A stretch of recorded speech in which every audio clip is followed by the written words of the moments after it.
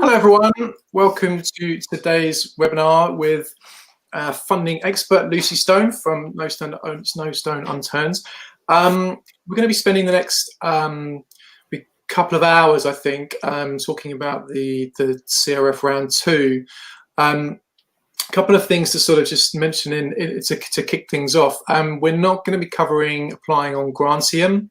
We've already done a Grantium's webinar about how to actually sort of set your Grantium profile up. So I think everybody should have already had that link circulated from their various associations. If you haven't had that link, please do get in touch with your association, and they'll be able to send that to you. We're going to, Lucy's going to probably talk for about 40 minutes and just go through the kind of key questions from the application process. So what we're going to do is basically take questions towards the end. If you have got a question or a comment, please put them into the comment window, and that sort of pulls it into where we can see them as well. So, I mean, even if there are sort of questions, you know, going through, we'll get them sort of stacked up, and then we can get into the Q&A later. Quick point, just to say that this webinar is brought to you by Live, which is Live Music Industries, Venues and Entertainment. It's the umbrella organisation that represents the live music industry in the UK, of which the various live associations are all members. Final point as well is that all of the documents that you're going to see in the next over the course of the webinar will be circulated afterwards as well. So you'll be able to have those have a digital copy, and if you print it off, a hard copy. So anyway, with that said, Lucy, over to you. Hello. So I'm going to share my screen, and I think I then disappear. I don't know. You might still be able to see me, but I'll only be able to see my screen. So I'm going to share it now. Hopefully not have any of the technical difficulties I've had on previous webinars. Hopefully you can all see that. I presume that's a yes, unless you tell me otherwise. So we're talking about the Arts Council England Cultural Recovery Fund. We are talking about an English fund. We are not talking about a fund that is applicable to people in Wales, Scotland, or Northern Ireland. So kind of big caveat to all of this is that this is based on what Arts Council published on the 18th of December. They did put some small updates in 6th of January, which have kind of been absorbed in here. The information might change, so do keep an eye on the FAQ documents and the FAQ sections of the Arts Council England website. Last time they were making updates like right up to 24, 48 hours before the deadline. So this is the information as we know it right now. It may change. Really important to start with that. So I'm going to kind of run through what the focus of the fund is, key information about it, how much you can apply for, and kind of what you can apply for as well. I'm going to also cover some of the specific COVID guidance. This was put out on the 18th of December. They haven't changed it since we've gone back into lockdown. I'll then run through the application, the various things that are needed in the form, the 6 questions, the expenditure table, the delivery table, and then the 5 finance attachments. And then I've got a slide here on uploading to Grantium, but we will actually send a kind of step-by-step PDF for that. And then I just want to flag that there are some grant conditions. Not going to massively go into those, but you basically have to be able to agree to those grant conditions before you apply. So what is the focus of the fund? So this is kind of the big picture stuff that they're talking about. So the aim of this fund is to transition you back to viable, sustainable operating. So the funding period is 1st of April to 30th of June 2021. And the idea is that you will be viable and sustainable after the 30th of June. So that's why they then start talking about what happens after the 1st of July. So it's really important to notice the difference in the language between CRF 1 from last summer and CRF 2 now. So those who did a CRF 1 bid, you can't just kind of regurgitate all the same stuff. I mean, some of the questions you probably can, but the last one was very much about surviving immediate risk of COVID and taking you up to March. Whereas this round is about viable and sustainable. So it's different language, different focus. So this is part of that 1.57 billion. So it comes out of the same pot as CRF1. This fund is 250 million, which sounds less, but it's half of what it was last time. And they've lowered the bottom amount because last time you could ask for 6 months and now you can ask for 3 months. So that's the other reason. Yes, it's a lower amount, 250 million, but last time 500 million was to see people through 6 months and 250 million is to see people through 3 months. There's a limit on how much you can receive, which wasn't there before. I'll explain that in a minute. And not everyone is going to be eligible. Again, I'm going to explain that in a minute. And just to reinforce the funding period, as they call it, 1st of April, 30th of June. So it's open now. You need to register on Grantium before the 21st of January. As Greg said, there is already a webinar on that. We are going to send more information on that. But essentially, if you haven't already registered with Grantium, go and do that now. They need a certain number of days in order to authorize your applicant profile. So you register as an individual, a user. Your organization has an applicant profile, and essentially they have to make sure that there isn't already an applicant profile for that organization and that it is a legitimate organization. And once your applicant profile is authorized, then you can upload your bid. The deadline for the bids is 26th of Jan. We don't know when you're going to hear back. They've said late March, but given the funding period starts 1st of April, we hope that won't get shoved back too far. So quick fire. Do you need to be based in England? Said that already. Yes. Do you need to be registered on Grantium? Yes. Do you need match funding? No. You know, historically, lots of funds like this, Arts Council funding, has required match funding, but you don't need other funds coming in. Do you need to be financially viable pre-COVID? Yes. Do you need 2 years of accounts? Yes. We'll come back to that. And it is not first come, first served. You don't win extra prizes for getting your application in first or early. There have been some things recently, like my local local economic partnership, my LEP. It was a first come, first served. So you had to rush those things in. But this one isn't. They essentially don't start to say, they might read some of the bids early, but they don't start assessing it until everybody has submitted their bids. So take your time. Don't leave it to the last minute, but don't rush to get it in early. So who can apply? You have to be constituted with one of these three: Companies House, Charity Commission, FCA. The lead organisation needs at least 2 years independently certified or audited accounts. So it's 2 years now. Last time it was 1 year. It's because they need to see a whole year pre-COVID. So it's not really that the criteria has changed. It's just that we are this many months on since August, and they need to see that you had 1 year of viable trading pre-COVID. And this independently certified thing, it's about appropriateness to your size. They don't expect small organizations to have, fully audited accounts, but they do need to be certified by an accountant. So those who are applying for this 2 years of statements actually is to do with how much you're applying for. So those who are applying for $1 million and under need 2 years, and those who are applying for $1 million and over need 3 years. They have made this statement publicly available by 6th of January 2021, but there has been some follow-up in the Q&A to say that they just need to be available. So if you've got your accounts for that period, but it isn't showing online by the 6th of January, you can attach that. You only need to attach one to your application.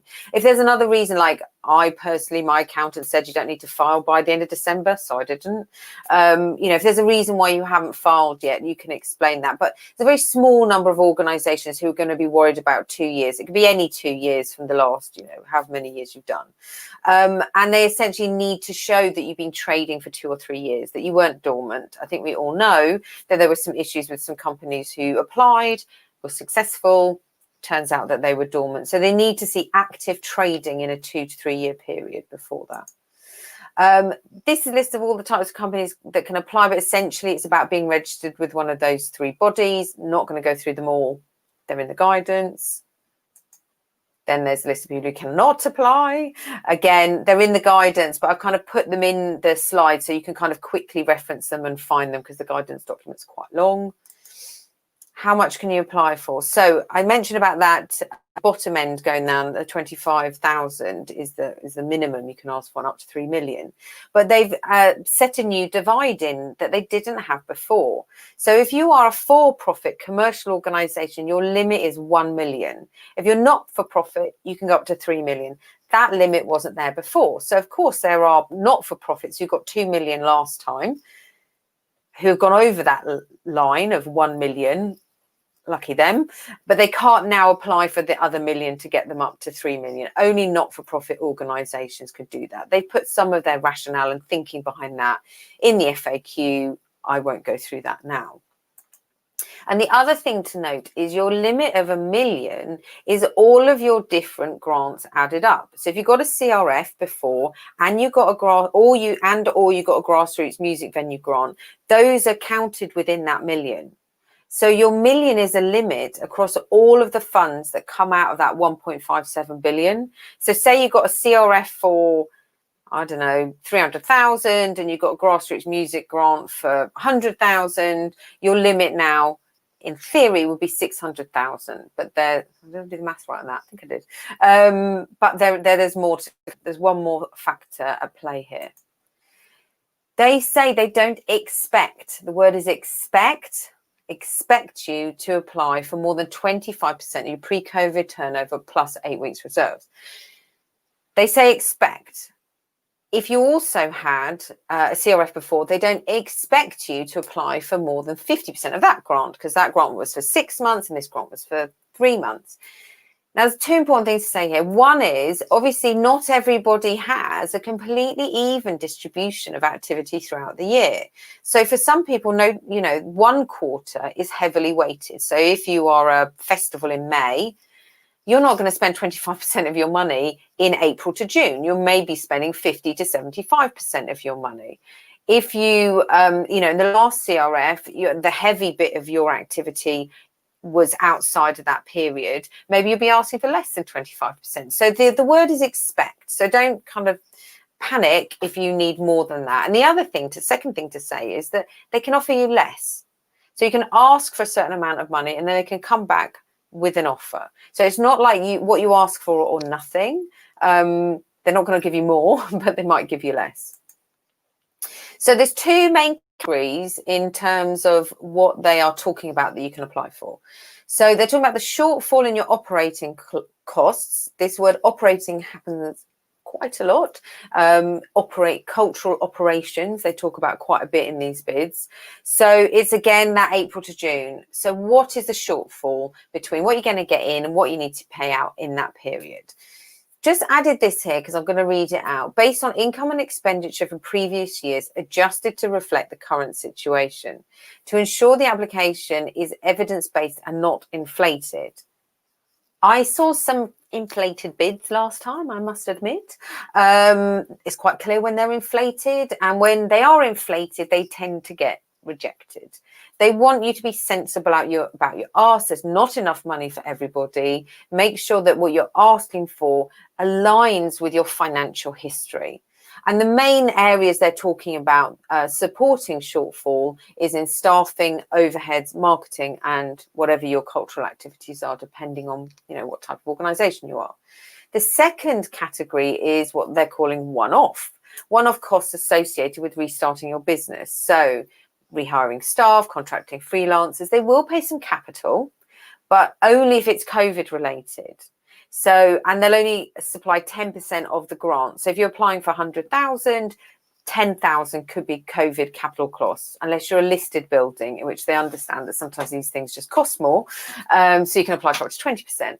You can repay clearing COVID related debt since the 1st of October. So you can apply for, and I'm going to do some of these things. They don't mean certain types of debt. They don't mean all types of debt. They don't mean paying back your Sybil's loan. They don't mean loans that you had before COVID. So there is some caveats to what they will, what they'll clear essentially. So as well as your running activity costs, between 1st of April and 30th of June, they'll also repay kind of debts and costs you've got from the 1st of October 2020 to the 31st of April 2021. Obviously, for those who already have CRF, in theory, your last CRF would have cleared that. So it's not relevant to everybody, that one. And they'll let you build up your reserves to 8 weeks. Now, if you have CRF1, you've now been told you can build your reserves up to 12 weeks on that one. So if your reserves are 12 weeks at the end of CRF1, but they can only be 8 weeks at the end of CRF2, you will need to use some of those reserves. There's a lot more guidance in the guidance about all of this stuff. I'm just going to talk a little bit about reserves, but I'm not going to go into it massively in detail because it's not relevant to everybody. So if you're a previous recipient of the Cultural Recovery Fund grant, they'd expect you not to include it because you've already got it, 8 to 12 weeks, whatever you've gone for. Basically, if you had to use that grant, you have to explain why and how and what you did. And then if you're re-asking for it, you need to explain that. Obviously, they haven't seen your reporting on the last one, so you're going to have to explain that quite carefully. There's then loads of stuff about different types of reserves, designated, unrestricted. I'm going to show you the list in the middle. They're not relevant to everybody. So what can't you apply for? Obviously, it's important because you don't want to ask them for something that actually you can cover from something else, or in basically makes them kind of reject your bid. So you're not eligible to apply for things that are already covered by another grant. So for example, and this is the one that is really tripping a lot of people up in CRF1, is you can't get CRF1 and say you're going to use that to pay for your wages, then put those people on furlough and claim the furlough essentially grant, because those two pots of money come from the same source, and that's what they call double dipping or double funding. So be really, really careful. On this application, they ask you to specifically say what you are spending their money on. They didn't ask you that last time. You just gave a an overview of your whole income and your whole expenditure. This time round, they want to know exactly what their grant is going on. So perhaps you might want to use some of your other income for salaries in case you need to furlough people. Or if you do furlough, if the furlough scheme continues, don't furlough people because you have a grant to pay their salaries. I mean, that's the thing about it. It's a grant to pay those costs. So you've already got money to pay those salaries. You don't need to be worrying about furlough. So again, anything else that's kind of covered by some other existing grant. So other people have had grants for other things. Don't double dip, don't double fund. They talk about the operating costs from before the 1st of April and the ones beyond. But here is where they say no loans. No Sybil's loan, no paying of historic debt or structured loans. Some people put it in last time, it got taken out. So you just don't put it in. Use your other income to pay those loans, and or you need to kind of look at how you're going to restructure loans with the people you owe those to. Again, they're just talking about this 3-month period, but actually they're asking you for the finances for the whole year. So again, the thing about reserves, I think we talked about that. You can build them up. We talked about capital, anything you've already got an Arts Council grant for. So again, that would be double funding. So if you had a grant for, I don't know, some capital work through Arts Council England project grants, you can't ask for that again. So if you're going in for a project grant, just make sure you're not kind of double asking for the same things. And I've talked about the top end and what you can have. So what is a cultural organisation? These 3 words, create, present, support, are key. They had them last time. It was felt by certain parts of the sector that they weren't covered by that phrase. We can discuss that or not. I think anybody who feels that they create, present or support culture should be bidding. This is the kind of general subgenres that they talk about. But actually, there's a full list of subgenres. It's not exhaustive. It's quite funny. Comedy venues are eligible for this. You're eligible if some of what you do is cinema. If all of what you do is cinema, you need to go elsewhere. But it's not like they're saying this is what you can. So if you comedy venue, you can get it now, but you're not going to be able to get other stuff in the future. So there's a kind of important caveat there. So this is what I get asked about quite a lot. What do they expect to see us doing when we don't know about COVID? So this is guidance that was put out on the 14th of December. This hasn't been updated. As I said, even when they updated some stuff on 6th of January, they didn't update this. It may well be updated again soon. Need to keep an eye on it. But essentially what they're saying is, and I think in the background, they're thinking by April to June, lots of people will have had the vaccine. And therefore, maybe people will be ready to go back to doing things. Obviously, if your target audience is is all over 80, yeah, they're probably all going to be vaccinated and ready to go. If your audience is all under 20, maybe not. So it's what they're inviting you to do is explain your view on your audience. But I'm just going to read this because I think it is important that this is kind of in everybody's heads. Just going to start in the middle. So as part of the application, all applicants are being asked to set out a plan for April 2021 to March 2022 based on opening fully and some planning assumptions about public health context and restrictions for England. Remember, this was written before lockdown too. Advances in vaccines and treatments for COVID-19 should ultimately remove the need for economic and social restrictions, such as the need for lockdowns and capacity restraints due to social distancing. Applicants should submit plans for 21-22 financial year based on the assumption that during the first quarter, when they're funding, capacity restraints within venues will be relaxed. I think that's still up for discussion. Different organisations will have different lead-in times, risk profiles, so you should articulate timelines from transitioning back to a full reopening post-April with a shared planning assumption that by the end of the April-June period, capacity will no longer be constrained. Other mitigations, such as requiring face coverings, managing the flow of visitors, may still be in place once capacity is no longer restrained. Exact timelines for when social distancing can be removed remains uncertain. So, there's assumptions within this that can't be guaranteed. As set out in more detail in the roadmaps, which you can read online, in the guidance, there's links to those. Any further steps to continue to open the economy will be dependent on the state of the epidemic at the time, good progress across these scientific advances, and the trajectory of cases being stable or remaining in decline. It may therefore be that full capacity in cultural venues is possible earlier, apparently, within the April to June period. For recovery plans, it will also be necessary for organisations to set their own assumptions on demand, how they assume their audiences and visitors will return, and support required by the organisation to transition back to pre-COVID operating models. DCMS is not assuming that consumer demand will immediately be returning to COVID levels, even when social distancing requirements are removed. So part of what they're saying is we have some assumptions, but we're not assuming everything. So you need to explain to them, and we'll come on to the question where we're talking about that, what you think your organisation will need and will be doing. They're not dictating to you that you need to open on April the 1st. And they didn't last time.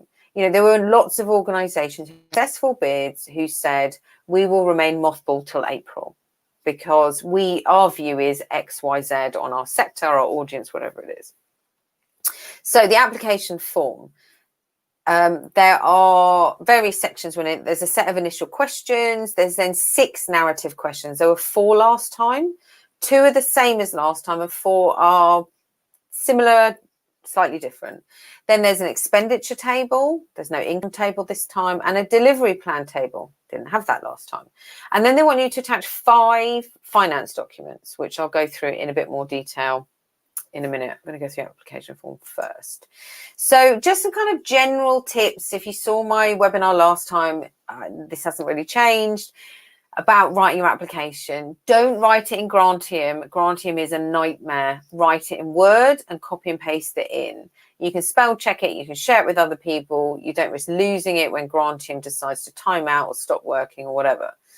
We've got really tight word limits, like the 2,000, 4,000 character questions. So a few little tricks. I use an ampersand instead of an and, because it saves me 2 characters per and. And also we use a lot of extra words when we speak, like the and that and which. I always do a control F that, control F which, and actually quite often with those I can replace them with a full stop, and quite often you use a the when you don't need one when you're reading. Keep sentences short. They're really powerful. You think about the person who's got to read your bid and is perhaps reading hundreds of them. Make it really easy to read. Use bullet points, subheadings. Don't just do one massive block, because 4,000 characters, 700 words in one block, it's actually quite hard to read. So kind of break it up, and also it means you can really emphasize certain things that you want them to understand. The finance documents are there to help you tell your story. The balance sheet doesn't have a template. You can kind of do what you like. The expenditure table, I'm going to explain a bit more about that later, but there's like 2,000 characters in each box. You can say quite a lot when some of the questions are only 2,000 characters long. and follow the prompts. They've got prompts there for a reason. And in the guidance notes that Greg will send out, against each prompt, I've some additional thoughts and ideas. If you're not quite sure what they're saying, just an additional prompt to help you. But if you actually just went through the prompts one by one, wrote a sentence against each of those, that's what they want to hear.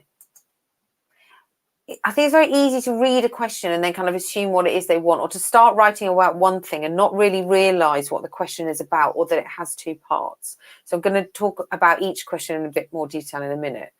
So the character limit, not the word count. Not all words are the same. So if you do a 700 word count, maybe you use really long words and that doesn't fit in the character limit. So focus on where it says 2,000 characters, focus on that. And there's a handy tool to, this is one they recommend, to check your character count, because Grantium doesn't always agree with Word on the number of characters.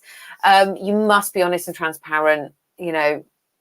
I kind of can't say that enough. They're going to interrogate your finances. They're going to interrogate what, you know, what you're saying about who you are and what you're doing.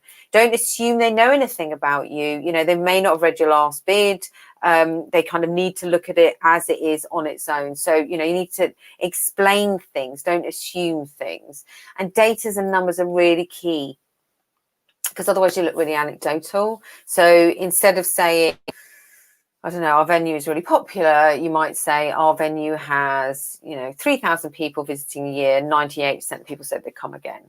I don't know, you know, saying the same thing, your venue's popular, but the data on the second one, first of all, gives them some numbers to kind of understand what popular means to you. And second of all, shows you, because you're given some data feedback, that actually it's not just you saying you're great, your audience is. So as well as data to show other people say you're great, use quotes. Have you got a quote from your MP, your local councillor, you know, an artist, musician they're going to really respect, an industry person that they're going to respect?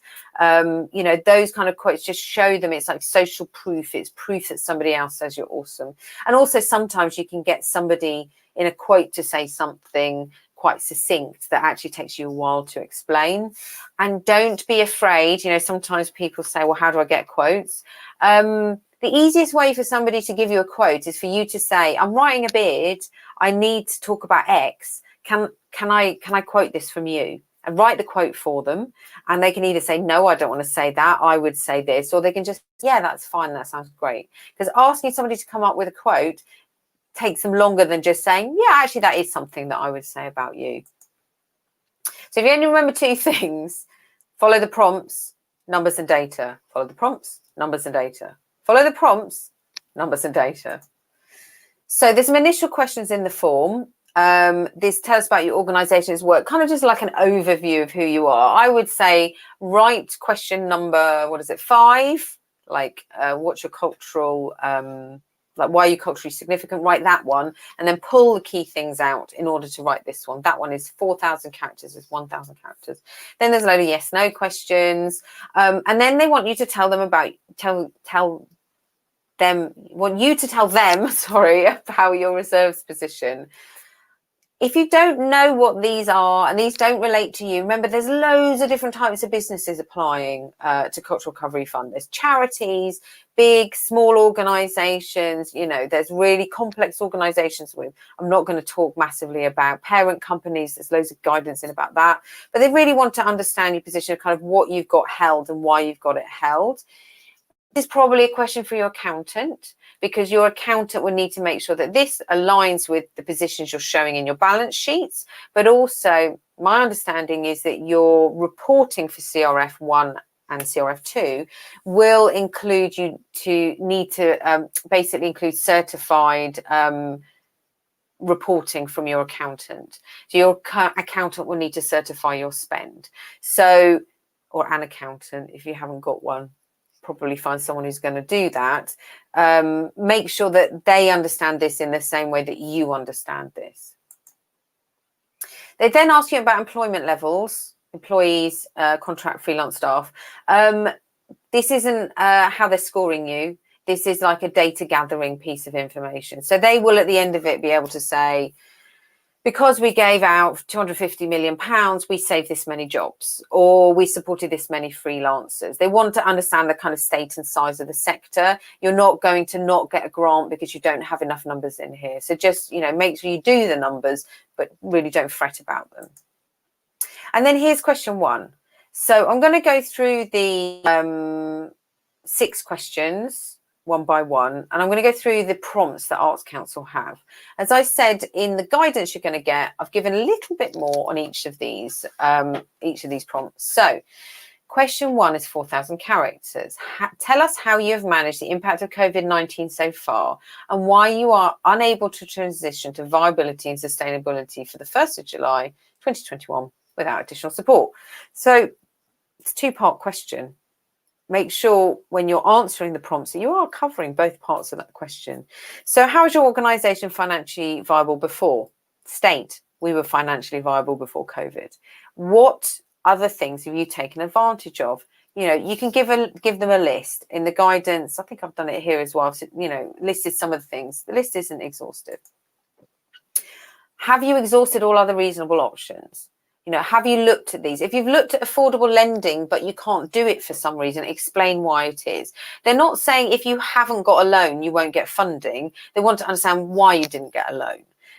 And for most organisations, they want to understand kind of what is that portfolio of funding. How have you done? Maybe you've gone and diversified your income because you're selling merchandise now that you weren't before, whatever it is. Philanthropic income really relates more to the not-for-profit sector. And of course, are you using your own resources? I know so many organisations who've put in personal loans from directors, or they're all working for free. They don't have to all be money things. If you're working for free, you are essentially supporting in kind, and your time has a cash value. They want to know about the reserves. So they've asked you that kind of list of things of reserves, but actually they want to understand where you were at 1st of April, how you've rebuilt it if you've got a cultural recovery fund now, and kind of what your use of the reserves were in this period. So remember that this is about April to March, 2020 to 2021 on that bit of the question. So how are you managing risk and how have you adapted plans? So it's really about what have you done? Have you had regular team meetings? Are you part of a membership organisation that's helped you understand that? Did you bring in, a health and safety expert? What have you done? Some of this is also about the people and not just the kind of processes that things have done. If you did receive Cultural Recovery 1, how have you used it wisely? How have you kind of evolved and done things as the situation has changed? So, if you didn't get CRF1, they still want to know that in the first bit. In the second one, they want to know, well, you were safe with the CRF1, so you're safe again. If you have a parent company, again, there's more in the guidance notes about parents company and you're applying on behalf of a group. How is that working within the group? How are the different parts of the company work together in order to support the part of the company or the whole company that's making the application? So when I said before they wanted to know like all possible avenues, there's a list here of some of the possible things they might be asking you to reference. And then in terms of reducing costs, have you tried to reduce costs? Your rent? Have you talked to your landlord? Maybe they delayed a planned rent rise. Maybe they gave you 3-month holiday, whatever it is. They want you to know that you've kind of gone out there and actively tried to, to save your business, which of course everybody has, but they kind of need to see that written down. Question 2. I'm just gonna have a quick drink, hold on. Tell us how you will use this grant to support your cultural operation between April and June 2021 in a way that represents value for money. Cultural operation, that's not just about your cultural activities, that's about you working as a whole organisation. So they say, when answering this question, you should demonstrate the costs associated with your plan and outline that they are proportionate to your needs of your organisations and that those things are cost effective. They don't want you to do loads of new stuff. They think that's quite risky. Obviously, if you're an organisation who during COVID has developed a new strand of work and you want to continue that so maybe you never did live streaming and because of COVID you have, That's not brand new cultural activity. That's what you've been doing this year. So the fact that you might want to do those two things sitting alongside each other, you know, of course they'd welcome that. What they're saying is they don't want loads of big new plans for big new things that you've never done before. And they don't want you to take loads of risks. Public money, don't be risky with it. So this is where they kind of start talking about factoring in, you know, what might happen between April and June in terms of COVID. And there's a, you know, I read out that thing before, but it's on page 14 of the guidance about what you should be doing around COVID-19. So they want you to tell them where you are in your current organization, like where you are at this time, and what you plan to deliver at that time, and how that is the most appropriate way for your organization to transition to full operation. Just be careful of that second half of that bullet point, because it's almost lost with that first one. So how are you going to get from where you are now to April and beyond to full operation in whatever is your timeline? They're not saying everyone has to do the same thing. They want you to tell them what your audience is likely to do. You know, every organization applying is going to have a different audience, different artists. You know, they want to know what you think is likely to happen with your audience. They don't want to make assumptions about your sector. And to be honest, you might be coming from a sector they don't really know about. So explain to them who your audience is, how they might have an appetite to return to what you're doing. They want you to minimize the gap between income and expenditure. So, you know, what other income do you have? How have you reduced costs, etc., for that period? And, you know, they want to know about that kind of one-off costs, like what is essential in order to kind of get you over that line to the 1st of July. Question 3, I'm aware I've already been going for 40 minutes, but I am on slide 39, so more than halfway through. Question number 3, tell us how you adapt your plan if restrictions do not ease during the period set out in the assumptions. Obviously, this is a really interesting question, reading it before Christmas and reading it now. How will you adapt your plans? How have you done it so far? How have you reacted to what's happened? How are you doing your planning? How are you mitigating risk? You know, this is only 2,000 character questions. So you already have a huge amount of experience in doing that for the last year. So tell them how you've done it. Have you done risk assessments? Did you bring people in? What did the team do? How often did they meet? You know, how are you evolving and adapting your plans all the time? Do you work closely with your accountant? What is it you're doing to kind of manage all those different scenarios? How are you keeping, you know, your decision making kind of present and up to date? Question 4. So this question is about July 2021 to March. So this is after the funding period. Tell us how you plan to ensure your viability and sustainability for the period 1st of July 2021, 31st of March 2022. The end date is because this relates to your cash flow and budget templates that you're going to upload as part of your bid. So after you've spent the money, how are you going to continue to ensure that the business is viable and you are, you know, on top of your expenditure? They don't want to give you money and then you fall over in July. Obviously, you're going to have your 8 weeks reserves, but, you know, what else are you going to do? How are you going to take control of your expenditure? What are you going to look at in the longer term? And what plans do you have for fundraising? So fundraising, obviously, we're talking about that in the not-for-profit sector, future income in the profit sector. Like, what are you looking at? How have you diversified? Will you continue that diversity of delivery? How are you going to make sure that you are safe after their funding continues, presuming there will be no more funding? And, you know, what are your risks and how have you mitigated those? You know, do you have risk, you know, register that you update weekly? Who is looking at that? What are their skills? And also they want, you know, to be really explicit here about the reserves on the 1st of July. So you're looking at 8 weeks reserves. How much is that? You know, and if you do plan to spend some of that at some point in the period, because, you know, to wait until ticket sales come up, whatever it is, you know, then be really clear about that. For some reason, they've repeated the bullet point about income fundraising plans. I put it in again. I don't know why it's there twice. Question 5. So those who applied last time will recognise this question. It's the same question. There are a few additional points on some of the bullets, but if you wrote this question last time, you can probably use most of that content again now. So tell us about your organisation's work and how it is considered to be culturally significant, and or how it contributes to providing cultural opportunity in England. Remember, it's Arts Council England. But you either answer A or B. If you are a national, internationally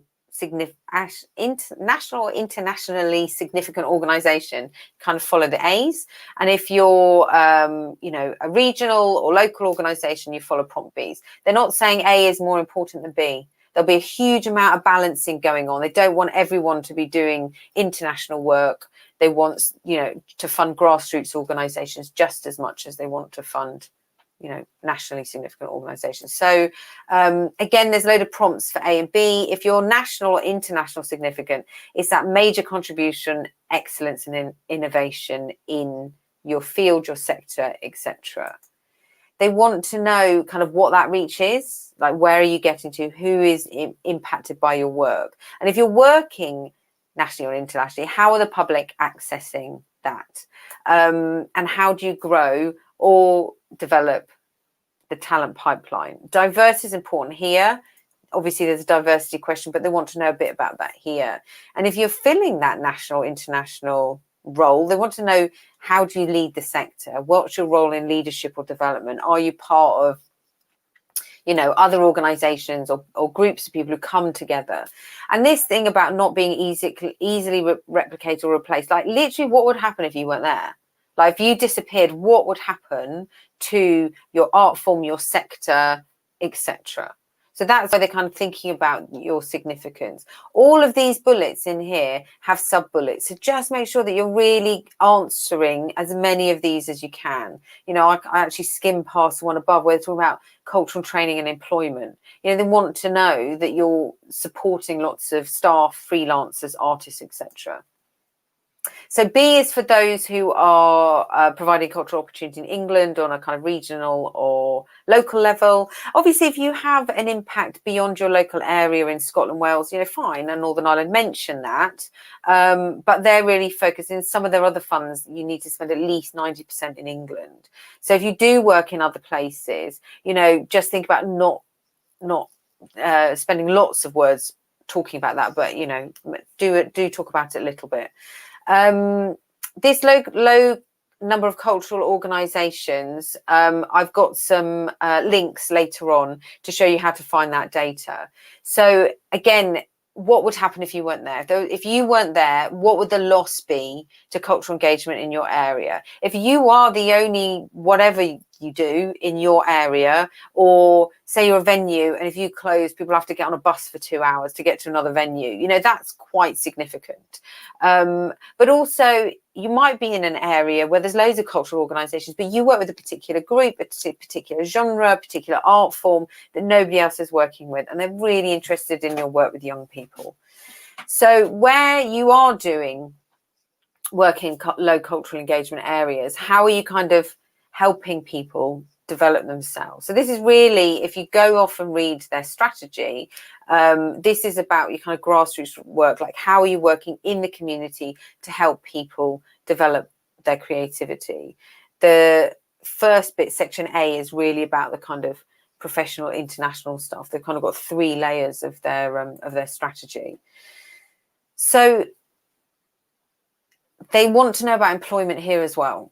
So in the last one, they kind of talked about your impact there, but actually it might be different kind of economic things that you do. So it might not be employment. Maybe it's about being part of the nighttime economy and how much gets spent locally because you're there.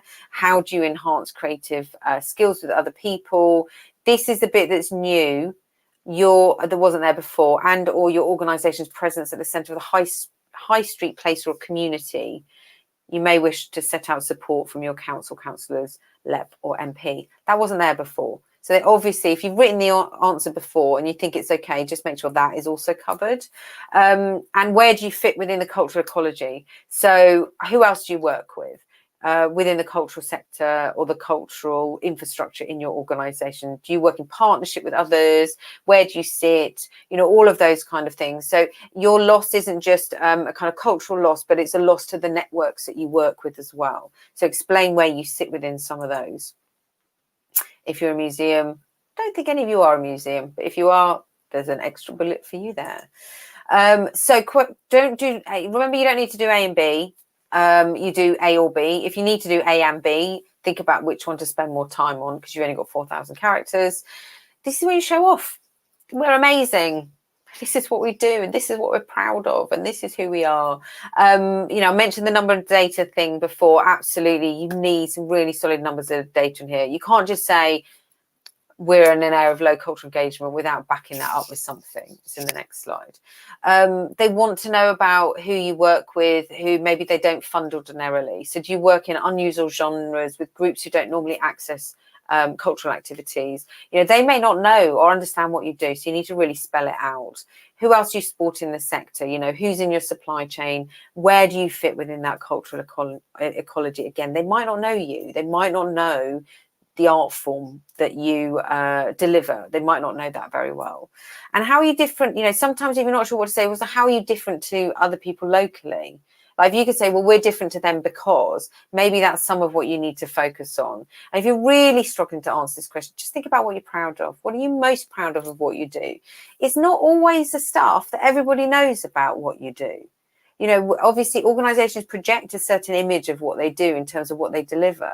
But maybe actually they do huge amounts of artist investment, artist development, grassroots investment. Maybe they work with their local community in a way they don't generally talk about it publicly, but it's a really important part of what they do. So don't just think about your public profile of what you do, but think about what it is you actually do. And essentially, why should they be interested in you? Why should they think that you are culturally significant? So I've put these in here. They're also in the stuff Greg will send out. This is where you find your data. So in terms of super output areas, low output areas are about deprivation.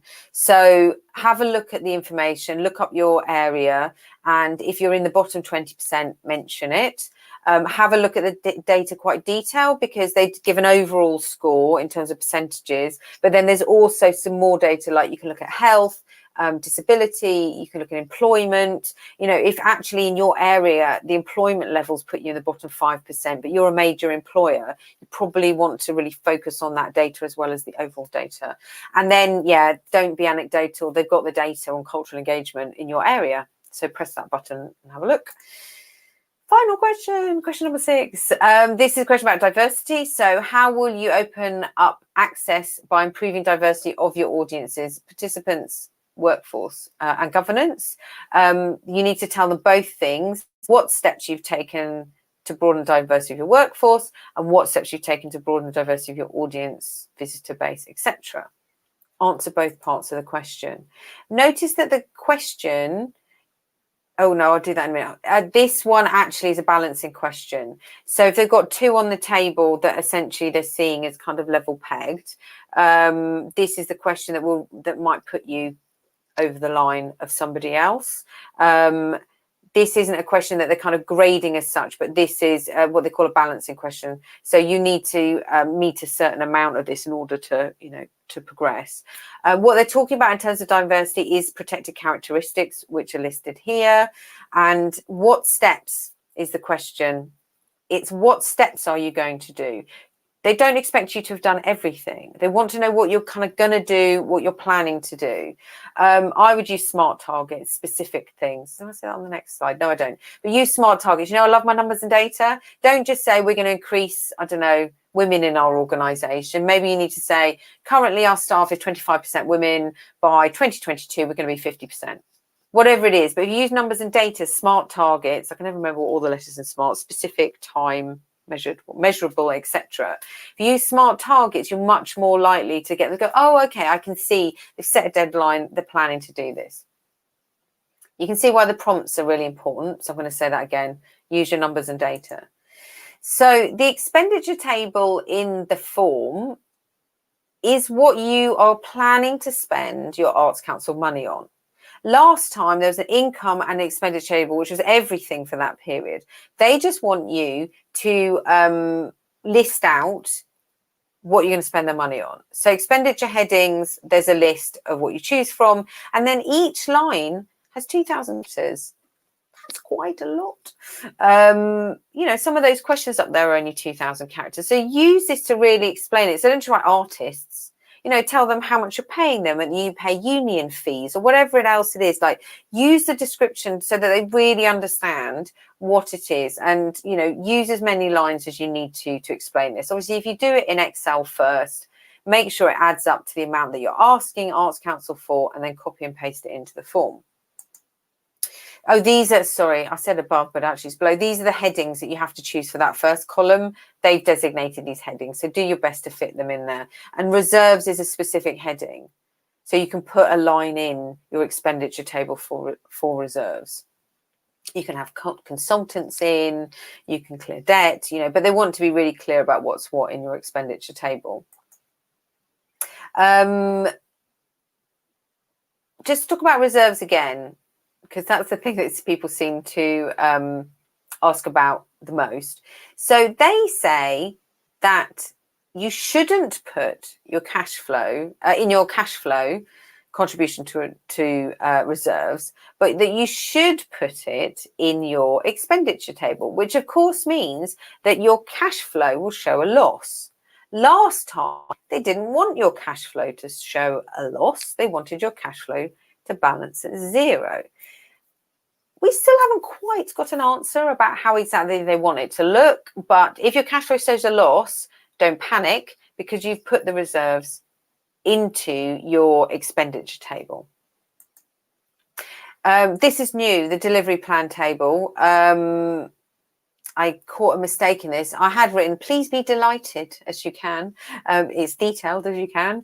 Again, 2,000 characters per line, start date, end date. So my assumption is I haven't filled it in yet, but it is for the funding period, 1st of April to 30th of June. When are you going to do the thing? What are you going to do? And who's going to lead on it?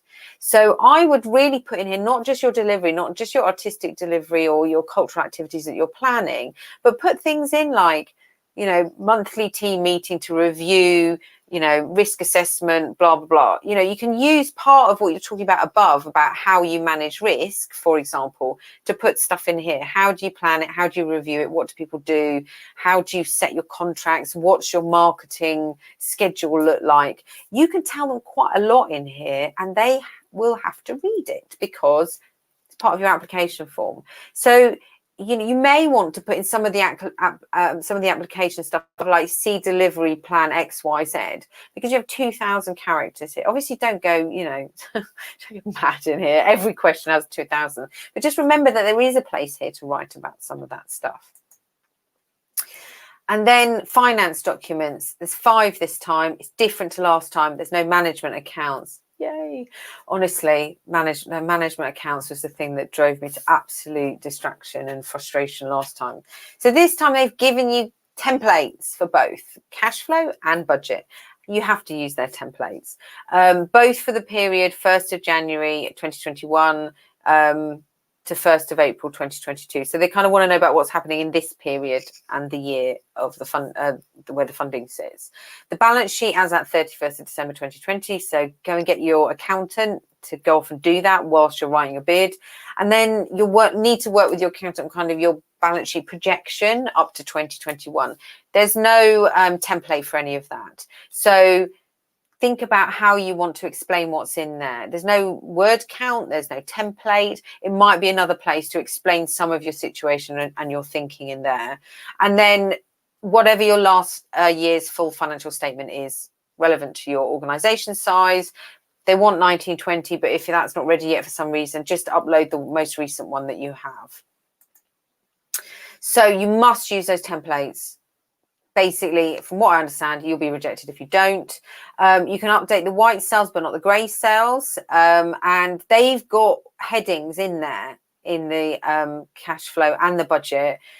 my advice is probably use those headings, because it means that the assessor really quickly and easily understands what they're looking at, because it looks the same as all the other ones they're looking at. If you start changing all the headings, they've kind of got to get their head in a headspace that's different to where they've been for the last however many bids they've reviewed. So uploading to Grantium, I've kind of put a quick thing in here, but I'm actually going to attach a PDF specifically about this. My main thing is to say clear filters. If you can't find what you're looking for, go to submission, clear filters. For some reason, sometimes it just randomly decides to only show you part of what's in there. And the Cultural Recovery Fund one is in there now. Very quickly, just to mention the grant conditions, please do read these in the guidance. You have to say you will agree to this. Your board will have to confirm when you get your money that they will do this, that they will essentially have a pay freeze for senior staff, that they're committed to, zero greenhouse emissions, etc., etc. Make sure you're okay with that, because last time there were organisations that I talked to who didn't put in because actually they weren't prepared to commit to these. So make sure that you are. Obviously, for most people, it's totally fine. And then the last slide just links you to where you can find all that information from Arts Council Online. So where's the CRF page? Where are the guidance notes? Just as a quick place to grab that. That's my last slide. 61 slides. There was only 40 slides last time. It's increased by quite a lot. Fantastic. Thanks. Sorry, that was an hour. Have a glass of water. I've done, I don't know, I think it's my 8th, 10th hour of webinars this week. All right. So I think there's a fair few questions that have been building up in the chat. So some of these we may well have answered because they're sort of from earlier on. So we might just kind of breeze through some of these quickly. Apologies if everybody watching knows the answer already, but just to sort of for good order to make sure that we've covered them. Tomlin Phileas, if you failed in your first attempt at getting a grant, can you reapply the second time? Yes. Okay. If you didn't get CRF 1, yes, you can apply for CRF 2. If you don't get CRF 2, there's not an opportunity to reapply for CRF 2. If you're talking about project grants, yes, you can put those back in again. Just to be clear about all the different types of grants. Okie dokes. Michael Jervis says, if you were successful the first round, can you apply again? So yes, as long as you don't, if you're profit making, you don't go over that 1 million and you fit those things about the 25%, etc., etc. So yes, you can, but as long as you fulfill the finance criteria that they set out this time. Okie dokes. Cherry Wade says, if you were successful in the first round, can you transfer the reinflation of reserves to the end of this period, given that you cannot reapply for the reserves? Let me read that again. If you're successful in the first round and you've got 8 weeks or you've done 12 weeks of reserves, yes, you can keep them to the end of this, but they will have to be 8 weeks reserves at the end of CRF 2. So it's not really transferring it, it's keeping the reserves inflated. If you spent the money, you can reinflate them, but you can't. Your reserves are related to 3 months pre-COVID turnover. So the figures will still be the same as what they were before in terms of what 8 weeks looks like. Does that answer the question? It's not that you can't it's that you're keeping them at the end of it. I'm not sure I've answered that properly because I'm not sure I've fully answered. I think I might have covered that already. Okay, Terry. Maybe let us know if that wasn't. Sorry, yeah, I feel like put something in the chat window and we'll come back to this. Okay, so next question from Justine Dick. If you're a micro entity and prepare your accounts in-house, the appropriate level, in inverted commas, wouldn't need to be independently certified. Are uncertified accounts acceptable as accepted by HMRC and Companies House? Your accounts need to be certified. My understanding is Companies House needs your accounts to be certified. So independently, I don't understand the question. Sorry. You're submitting accounts to Companies House that haven't had an accountant certify them. I honestly didn't know that was possible. I think you're going to have to go and ask Arts Council that one. If you email inquiries they'll be able to answer that. But they have said They want certified accounts. So you need to double check. Maybe be really clear about what the company is and what those accounts look like. Okay, let's move on. So Jody asks, could it be used to help repay a BBL? No. They've said very explicitly, you can't repay COVID loans. But you can use other income, obviously, to cover that. Right. SP says, is the building reserves figure in addition to the 25% of turnover grant amount or included within it? They state 25% plus, let me just get the slide on my window where they phrase it. 25% of your pre-COVID turnover, and then they put in brackets plus 8 weeks reserves. So 25% plus 8 weeks. Yep. David Arthur, furlough ends on the 31st of April. It may be needed for May and June. So should you apply for wages with this fund for May and June? I would say, given the complication and confusion over this, if you think you may end up refurloughing people in May and June, if the furlough scheme continues, then ask Arts Council for other things and use your income to pay on, when you're showing your whole organisation income and expenditure, use other things. Because what you don't want to do is be in the situation, lots of people have got in this situation where they got the grant for wages, they put people on furlough, then they realised they couldn't do that, so they've had to give the money back. But just to reinforce, Arts Council is giving you the money to pay those wages, so you don't need to put people on furlough.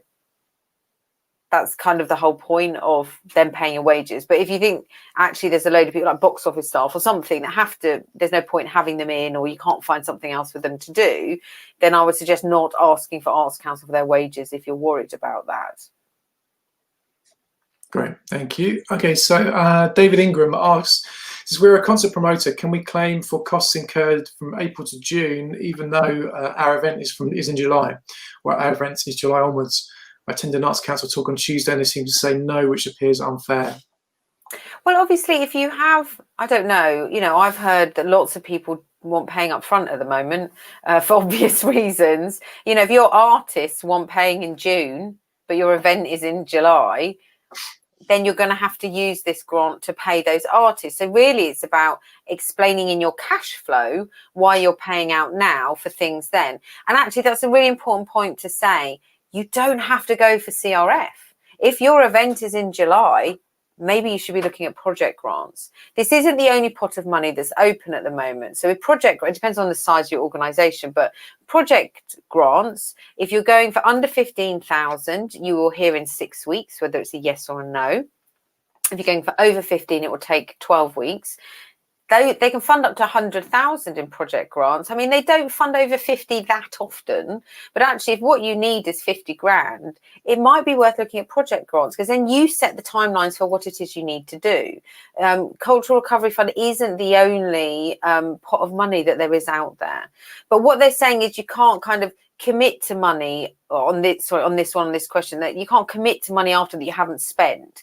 As I said before, you are going to have to get your spending of this grant certified by your accountant. So your accountant will need to see a piece of paper that says this money is being spent in this period. Because also it might be that you need to pay your rent and that's for the next period. Maybe you pay your rent in April, but it covers 6 months.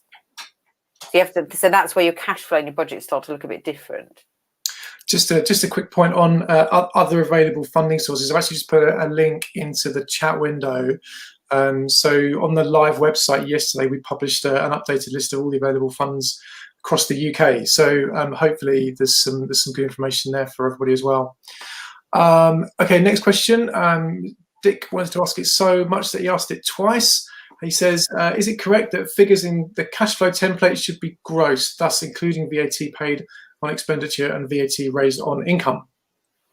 This is where I start to move beyond my comfort level. I think, as I mentioned before, the management accounts sent me a little bit over the edge. I've lost a lot of my confidence in management accounts. You cannot ask Arts Council to pay VAT because you will be reclaiming VAT. I can tell you that much. They want to see all your income and all your expenditure. It may be that you need to separate the VAT out to make that clear. The difficult thing is everybody does this slightly differently. So it's quite hard to give a straight answer on that. If you're unsure, email inquiries at, or explain how you've done it when you write the answer to your questions. But Arts Council won't give you the VAT. So like, for example, on project grants, if you're going for supporting grassroots live music and you need equipment and you're VAT registered, they won't pay the VAT on the equipment. But if you're not VAT registered, they will pay the VAT on the equipment because you're not reclaiming it. Okay. SP again says, is there a template for the delivery timetable? Yeah, I showed you that. That's in the form. It has the 4 columns. If you've done a project grant before, it's basically the same as the activity table that they normally have. Okay, dokes. Okay, so then Kit Wardle says, please can you clarify when one organisation is classified as a subsidiary of another? Specifically, if one company is a 50% shareholder in another, is the second company a subsidiary or not? That's one for inquiries at. There's guidance about partnerships. They're being very cautious about this time for various reasons. I would get a definite answer, email inquiries out and get a definite answer about how they're viewing that. It's not in the FAQ as far as I remember, or as far as how much I can hold in my head. Okay, dokes. SP again, is it the same SPs? SP's very active with questions. Where do you put deferred VAT repayments due at the end of March 2020 on the cash flow template? I can't remember what all the headings are on the cash flow template. If there isn't one for VAT, then you can add a row. Okay, Oz Jeffries, where can I get a copy of these slides? I think we mentioned this before, but basically we'll be sending them out via all of the associations to circulate. So depending on which association you're a member of, you will get a copy of them after the webinar today. Bob Knight, will the video be available to view after it's been live? Yeah, I think you just use this same link actually, and it will replay after it's ended. Victoria Smith says, should the figures in the cash flow and budget be net or gross? Similar, I think we just had that question, didn't we, from Dick? Yes, I think, yeah, basically that's about, I think different people are doing it in different ways. So I don't really want to say either way. It's about how you're kind of running your understanding of it. If you're not sure, ask them, ask Arts Council, because different people, yeah, it's also down to what your accountant is happy with because as I said, they've got to certify it at the end. You know, do it in the way that you're kind of used to doing these things. And also it means that when you come to report on it in the end, you still understand it. Okay, dokes. Benjamin Bowles says, if you were successful for CRF1, and can you repeat the same answers for the non-financial questions in the application for CRF2, such as organisation info and diversity? Yes, I would probably start question 5 and 6 with what you wrote last time and then see what the updates are. Obviously, on the diversity question, they might expect to have seen some distance travelled. So you wrote that answer in August. What have you done since August in terms of diversity? Have you you know, if you said by the end of the year, we will have put a diversity policy in place, have you actually done that? And, you know, what are you doing about the things you said you were going to do? Also, you know, you might have done some new cultural activities. So make sure you don't just copy and paste without thinking about it. But yeah, then they're not going to like remember your last bid. You know, they have to come in with fresh eyes. Don't assume any prior knowledge. But yes, essentially, if you've got CRF1, they've essentially said, yes, that answer was good. So don't start again. Also, there's a lot of work to do. Don't make it too hard for yourselves. Okay. Clean Dalton says, will partial funding of asset purchases be accepted if integral to transitions are viable because of lack of equipment availability? This is a really interesting one because I know some people have looked at these for things like buying leases and that kind of thing. So not just kind of asset transfer, but, you know, in terms of supporting the kind of longer term sustainability of a venue or organisation. They don't like paying for equipment that is not new. They have a thing about that. So when you apply for project grants or supporting grassroots live music, they won't pay. They don't like to pay for the second-hand equipment you already have in the venue. It's almost like they want to pay for the new stuff. So that's a slightly odd one. There is guidance generally on their website about what they think about asset purchase, etc. So we'd have a look at that. But if it's something really specific, just email inquiries at. I know I've said that quite a few times, but they are there. They're really helpful. And then you've got it on an email that they've told you X, Y, Z. And if they come back and there's an issue with that, it's like, yeah, but you told me this. This is what I was responding to. So anything like that just makes you kind of got a backup from them to say, yeah, that's fine, or no, that's not fine, or please do it this way. Okay. Connor Couples asks, if you're not based in England but a large amount of activity takes place in England, can you still apply? You need to email inquiries at. There was differing messages about that last time. I don't know whether your registered address actually has to be in England. I think there is some flexibility, but I think you need to email inquiries at. Again, you need that definitive answer. You need that on an email saying, yes, you can apply. Okay. Jake Piper says, can you explain the state aid question? Okay, so pre-COVID, so I'm a professional fundraiser, right? I write bids for a living. I've raised millions of pounds pre-COVID. I had never heard of state aid before COVID. I had European funding. I don't know where this thing has come from about state aid. So last time, I can't even remember which way round it was. Some of the governments said this Cultural Recovery Fund money was state aid. Other governments said it wasn't state aid. And I can't remember which way round it was. I think Arts Council said it wasn't state aid. Northern Ireland said it was, and I can't remember. I think Arts Council England said it wasn't state aid. So there was a double negative question about it. So I think from their point of view, it's not state aid because it doesn't, because of the things to do with competition, it doesn't, in their mind, apply to that. But yeah, state aid is one of the things, like the management accounts, that now makes me go a bit frazzled. Literally never heard of it a year ago. Okay, moving on. Victoria Smith, how do you answer question 2 if you have no cultural activity during April to June? For example, if all your events in your venue have been transferred to the autumn or your festival happens in August. So the question is operation. I think they actually say, what is your cultural... Let me just get it up. Question 2. Tell us how this grant will support your cultural operation between April and June. They don't say cultural activity. And I think the reason they say cultural operation is because they recognise that not everyone delivers stuff in that period. So if you're a festival in September, your cultural activity doesn't happen in April to June. So you need to tell them what you've done to support your cultural organisation to be able to deliver cultural activity later on. And also you'll be able to explain your thinking about, you know, what you've done and why you've done it. Part of your cultural activity in April to June might be connecting with bands, giving them opportunity to spend time in rehearsal rooms. It might be that you need to go out and scope artists and see who they are and have those conversations, bring collaborations together. Whatever it is, it's kind of all of what you do in the lead up to a festival is a cultural operation. That's what I would say. Yep. Moving on, Joan and Andy Wall ask, how do... we do an annual folk festival in July, which makes the April-June constraint a bit difficult. Is there likely to be a CRF3? Well, no, there isn't. There isn't out of this pot of money. The 1.57 billion, as far as I understand, is fully allocated. If there is a CRF3, it would follow another announcement of new money, essentially. But do have a look at project grants. I don't know how much you need, but project grants is there. You'll hear in 12 weeks, you know, around the same time as this one anyway. It doesn't have the same timeline constraints. And of course, whilst lots of people are focused on CRF, it's not a bad time to go into project grants.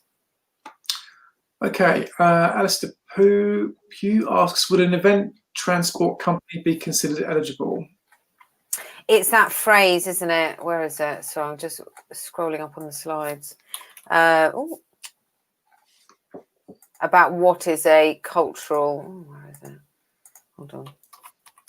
I want to get the 3 words right. Sorry. Can't find the right slide. was it create, present, support? I can't remember. Hold on, sorry.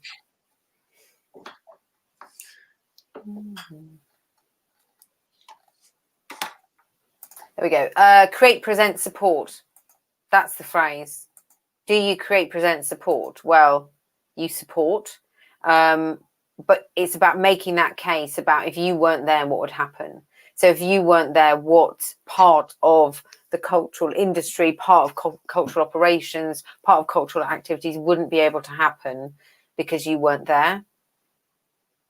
I think that is the same as last time, but I think the support bit, a lot of the sector felt that this fund wasn't for them because of how the questions are asked. But I think it's about, how many artists did you support to be on a stage last year? How many organisations did you support with their needs? If you weren't there, what would happen to the cultural infrastructure that you support? Okay. Jake Piper asks, does the balance sheets to the end of December 20 and the balance sheet projection to March 21 have to be completed by chartered accountants? No, not at all. It's just that for most of the people I talk to, they're just not confident doing that, or they don't feel understand what it is, or they don't do it anyway. Their accountant does it. Some of it is useful to have an accountant look at because, as I said, they're going to certify this at the end. So actually, if your balance sheet projection and where you end up getting to at the end of the grant or the funding period actually starts to look quite different, are you going to be able to fully articulate why those things look like that? If you're really comfortable with all that, yeah, of course not. Some organisations have got accountants in their team. Okay, so Steve Allen says, hi Lucy, the funds will cover operational costs literally just to keep us going. How do I answer this in the delivery plan? Well, presumably you're going to do something. You're not going to do nothing during the April to June period. So tell them what you are going to do. So what are you going to do? What are you preparing yourself for? How often do you meet? What conversations are you having? What are you doing in that period to help you become viable and sustainable in the period after? So remember, it isn't just about that period. It's about viability and sustainability in period other. Are you writing a new fundraising strategy? Are you getting in some marketing expert to help you relaunch the business? What is it you're doing in that period that's going to help you afterwards? You're not going to just take the money and sit there and do nothing. You're planning to do something. So just tell them about that. Yeah. N. Perez says, I'm confused by the term turnover. Is the grant applicable to cover the equivalent of top line revenue expected during Q2 or the operating profit and loss during Q2? They mean, really what they mean by turnover is income. So what's normally your kind of income in a period? And therefore, what is it you're replacing in that period? And also do remember, they're not funding, this came up last time and it's come up a few times this time as well, that they're not funding losses.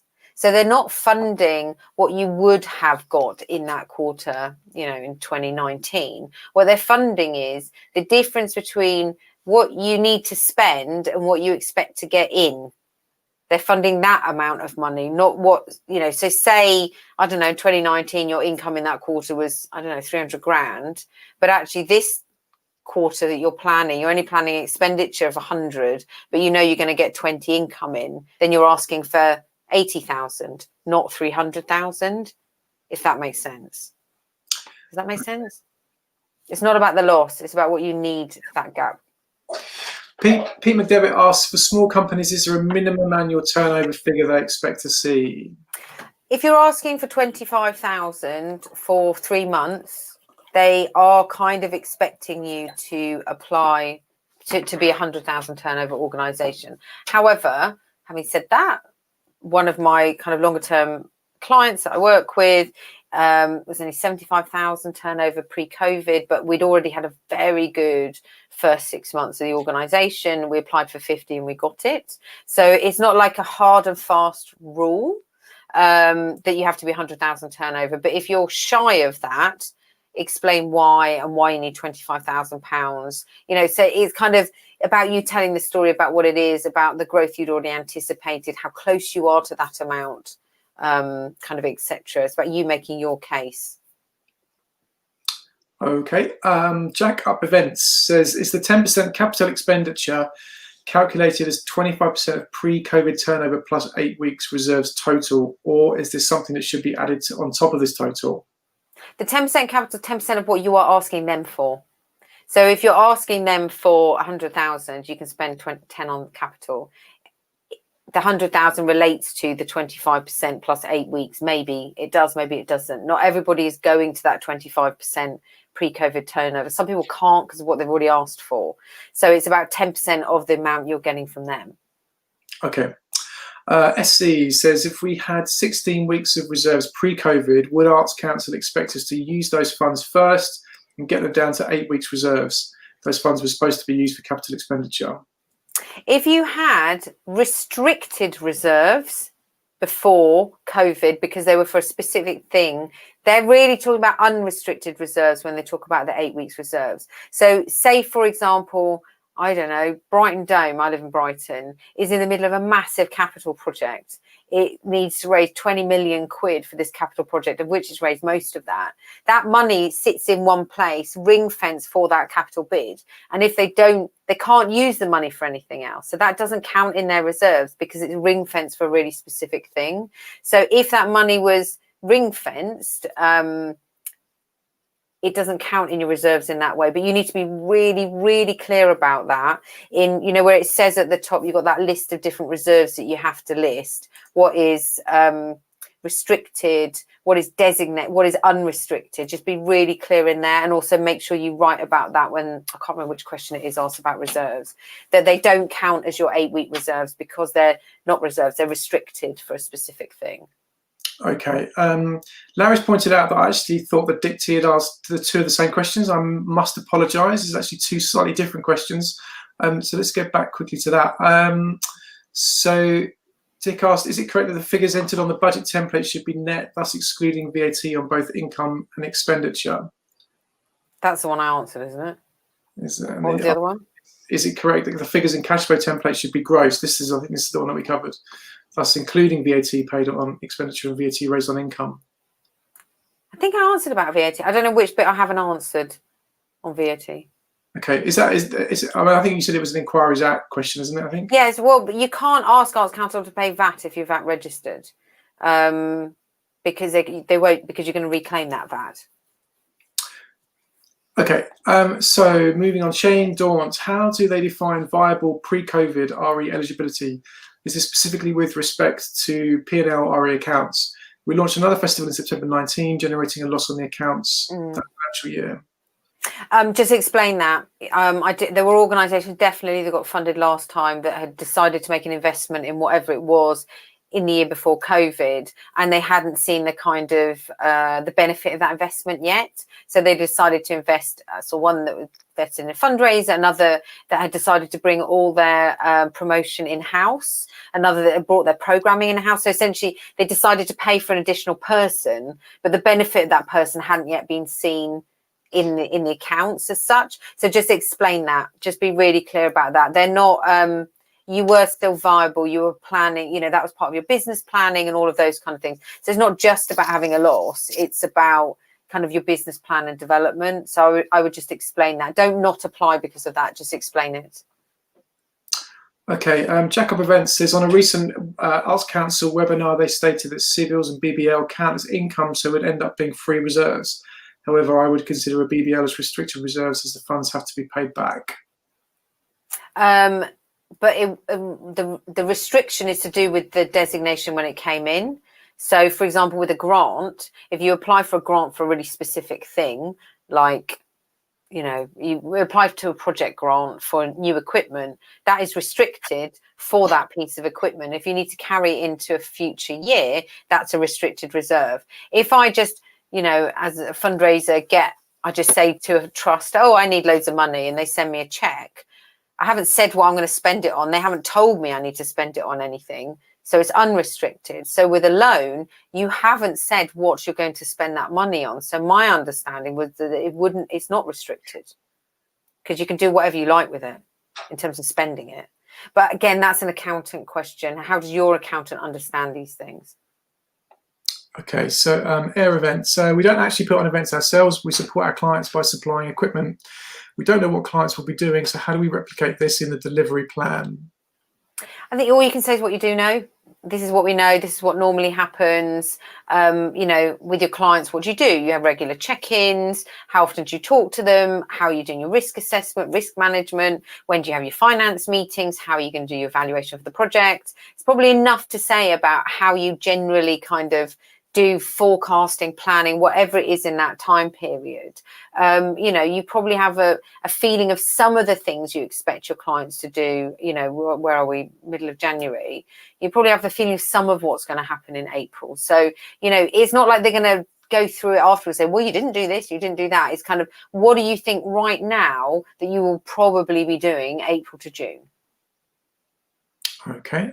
Susie Green says, do you have to wait for the outcome of CRF before you can apply for a project grant if the CRF is unsuccessful? Or can you apply for both at the same time, understanding that they won't double fund? Yeah, exactly. As long as you're applying to the two funds for the same thing. This is one of the places it's different to last time. So last time you were saying, if you don't give us money, we're not going to survive. So there was no point having a CRF bid in that said we're not going to still be here in January, and then put a project grant in that said we're going to deliver stuff in January. One of those things probably isn't true. So you need to be careful about how you're representing why you need that 25% of your income in that period from them. But if you've got other income coming in that period, you're not saying we're not going to survive, but we need you to help with just getting over that line to viability, etc. So you just need to be really careful about the difference between them and the narrative, that the kind of where they line up about the story that you're telling. And being really careful in the budgets about it as well. Okay, Jacob Events again. What would you consider to be the difference between artistic cultural spend and artistic practitioner fees? So for me, artistic practitioner fees to me is the people. Artistic cultural spend might be the other thing those people need. So it could be physical objects, a set or something like that. I guess it could be, I've seen people use it to put in the I always say it wrong, stipend, that's still part of the kind of artistic cultural program. So I would say it's the stuff that is your artistic and cultural spend that's not the people is the first one. And the second one is the people. Okay. John Rostron, if your companies are registered in Northern Ireland or Scotland, all your activities in England, can you apply? That's an Inquiries Act. Yeah. They haven't, they kind of think they're clear on that, but you need a definite line from them on your organisation's what you're doing as your organisation. Okay. Thomas Moore says, can we use any grant money or monthly instalments on loans if we don't have any other income? Can we use any grant money? No, they've said they won't pay loans. It's on the no list. You can't use Cultural Recovery Fund to pay loans. They've said that definitely no. Okay. Chris Johnson says, is sustainability a valid element of proving cultural significance? I don't understand that question. I think he means in terms of sustainability work. So kind of environmental work around festivals. Oh, I see. Which would be. Do you mean environmental sustainability or financial sustainability? Environmental sustainability. Is environmental sustainability a valid element of proving cultural significance? Yes. If you, like I've seen some organisations say, they're leading the way in the cultural sector in terms of having a zero carbon building or something like that. So if you're doing, some important environmental work in the cultural sector, yes, I would mention that. If that's the question you're asking, there is a point within the grant. What's it called? The grant conditions about, you need to be zero carbon neutral or whatever it is by 2050. So they are interested in environmental things. Okay. Joe Tufts, could you confirm which documents need to be certified by your accountants? Well, your accounts need to be certified by your accountant. That's the only of the 5 documents you're uploading. There's the cash flow and the budget is in their template. The management accounts as at December and your projected management accounts, those 4 don't need to be certified, but your accounts need to be certified. So the 5th document to upload. Obviously, you're getting your accountant's help on everything. Oh, my earring just fell. that's fine, but it's not certified. Okay. Rebellion Festival says, further to whether we put figures in net or gross, is the grant income net of VAT, or will a VAT registered company have to pay 20% of what they received, which presumably is... It is not vatable income, no. So when you get your grant from Arts Council, there's no VAT on top of that, no. Interestingly, though, there are some grants, like a lot of the local discretionary grants. You have to pay tax on it, but they're not included in with your VAT amounts. So yeah, the different grants are different. As I understand, Arts Council, you're not going to have to pay VAT on your grant, no. Okay, Benjamin Bowles says, if in CRF1 you didn't ask for any reserve amounts, can you ask for 8 weeks this time? CRF2 minus CRF1 grant remaining. I mean, they're saying that you can put the reserves in your application for CRF1 up to 12 weeks. One of the things I'm just waiting for clarification on actually is if you didn't put it in, or you only put 4 in and now you want to make it 12, is that okay? They haven't been explicit about that. If you didn't ask for reserves, there's no reason why you can't ask for them now. If you now have a business case to ask for reserves, then just make that really clear in your bid. Okay.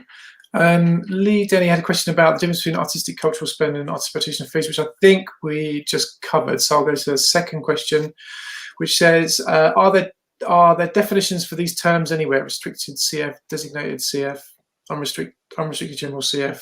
They're in the cash flow template. There's no definition, and actually a whole email I've been talking to, there's an accountant that helps me, and we work alongside each other for all this stuff. He's still going around in circles going, these aren't terminologies that I'm used to. I don't really understand where he's asking where the different definitions are. And I'm like, there aren't any. I think it's about working alongside your accountant in the way that they understand these things. So for me, in my understanding, this isn't like a legal term. Restricted is something where the person who's given you the money has said, absolutely, you can only be spent on X, Y, Z. Designated is where you have decided to spend it on something. So maybe you've decided that you need a new boiler and you put some of your profits from last year in a kind of designated fund for the new boiler, and unrestricted being whatever you want to, where you can do whatever you want with it. You can spend it on a boiler, you can spend it on, you know, Christmas party, whatever you want. That's how I would designate those 3 different things, but there's no actual definition for those, but that's how they kind of work to my mind. Okay. Moving on. So Clean Dorton asks, can we use the grant towards debt incurred after the 1st of October 2020? Yes. So between 1st of October 2020 and 31st of March 2021, you can clear those debts, but not loans. You can't pay back loans. Okay. Bob Knight, really good question this. Are there companies that advise and help with the form filling? Do you, Lucy? I'm afraid I'll be poor at completing much of this info. Sad to say, folks, that as much as we managed to bag a bit of Lucy's extra time for CRF1, I think you're fairly booked up, aren't you, at the moment? But yeah, I was, even before I had to homeschool half the week. Yeah, unfortunately so. Where I'm signposting people to, I'll just get the link up, is oh, I've got it. The Institute of Fundraising has a list of consultants, many of whom are bid writers. Unfortunately, I was full, and then I was referring people to other people, and then I got to the point where I'd like fill the diaries of 8 people, and it was like, can't find any more people's diaries to fill. So I was going to I'll put the link. Can I put a link in the chat? I don't know if I can. Yeah, you should be able to. I can private chat. How can I? Can I give it to you? Yeah, do that, and then I'll do it. Okay, I'll do that. So yes, the Institute of Fundraising has a list on their website of fundraising consultants. But I would say, you know, if you can find somebody who's written the CRF before, or somebody who has written Arts Council bids before, you know, those are the kind of people you need to be talking to, or buddy up with somebody. You know, buddy up with somebody else who's writing, so you can kind of interrogate, you know, each other's applications. Okay. Sorry, the link up, it's not opening for some reason. David Ingram says, you mentioned on the expenditure table, you can enter up to 200 words, but I can only see a tiny box called description. If we put a lot of text in this, will it be read? Yes. So when you fill it in on the form, there's only this tiny little thing and you kind of keep going and keep going and keep going. When you download it as a PDF, you'll see that you can see the whole box there. So do it in Word or Excel or whatever, and then copy it in. Okay. Yeah, it's a tiny little box. I know what you mean. Although weirdly, when I first went into the form and I filled in the box, it was only 100 characters. And then somebody said to me, well, I've just looked at it. It's more than 100. Went back in again and it was 2,000. So I've got, for some reason, there was some glitch at some point where I did one eligibility questionnaire and it produced 4 versions of the form. There've been some glitchy things in Grantium at the beginning of when the fund opened. Okay. Entourage says, we're proposing to use part of the funding to run an arts summit, partly to create work for our staff and partly to generate future work. Is this going to be too out of the ordinary, do you think? I mean, they've said they don't want new work. They don't want risky new work. But if you, like I had one conversation, I don't even know what day it is, with somebody early in the year from a local council who have basically spent the last year consulting all the arts organisations in the city, running loads of sessions. They'd funded loads of consultation, loads of research, blah, blah, blah. And they'd come up with a cultural recovery plan for the city. That's obviously going to be new work, but there's real solid evidence behind that is what is needed. So if you can very heavily evidence why this is needed, why it'll be a success, and why in some ways it's not new, it's a continuation of how you work and how you consult and how you do what it is you do. It's about how you make the case for that. But they've been quite explicit about that. So you need to be really clear about why and how you're approaching it this way. Or look at project grants. An arts summit sounds like something project grants would fund. Okay, Midnight Mango, we make a high percentage of revenue in Q1, so we need to reflate our reserves to help with Q2 and 3. We reflated our reserves in CRF1, 8 weeks turnover. Can I clarify that can I reflate them again? You can't reflate them by a further 8 weeks, but you can keep them at 8 weeks. Got it. Victoria Smith says, I know of a few associations who are appealing the 2-year submitted accounts rule. Is this something that is likely to be successful and change back to 1 year? There was some follow-up guidance about the 2-year account rule, which I don't know if it's made it onto the website yet, but it is in the notes that Greg will be sending out. So, for example, there are organisations who actually were pre-existing as a limited company, but 18 months ago they moved over to CIC ownership, so they moved into community ownership, venues, etc. So the institution has a 20-year history, but the organisation applying is 18 months old, and in that case they said, yes, you can apply. The other instance in which they said organisations less than 2 years old can apply is that if they have a history of Arts Council funding. So if as a group or as an organisation they have a history of being supported by Arts Council, then they don't mind so much about the lack of 2 years. So they're not actually saying in this new guidance that everybody has to be 2 years, but they need to see that you were solvent for 1 year before COVID. That's why they said the 2-year accounts. So I'm just not quite sure. I just don't know how the Treasury will say yes to only 1 year of accounts if that year is a COVID year. Do you see what I mean? I think it's about that. In the end, this is Treasury money, and they have to feel confident that these are viable businesses. I mean, they use that phrase all the time in unpleasant ways, but in this case, it's about, well, if you didn't have a history pre-COVID, how can you show that you're going to be okay after COVID? Brudenell Social Distancing, Brudenell Social Distancing Club, says, is the 50% guidance a strict rule if CRF1, or is this simply guidance? The word is expect. They don't expect to see blah, blah, blah. They don't expect to see it more than 50% of your last one. But there's lots of reasons why people are, if you mothballed for 6 months and now you're going to deliver stuff, or if you're a festival in May, or there's lots of reasons why that Q1 is going to be different to the last 2 quarters. So it's the expect thing, and it's about you making your case, I would say. Okay, thanks. Adam King says, does 8 weeks reserve mean the amount you would need to survive after June the 1st? 8 weeks reserves is 8. They are saying that it's 8 weeks as was your pre-COVID turnover. So what was so if you took your annual 52 weeks of income pre-COVID and you divide it by 52, you've got 1 week, and then you times that by 8. Okay. Pete McDevitt says, for the months of May and June 21, would wages be 80% or 100%? I don't know. We don't know about furlough, do we, at that point?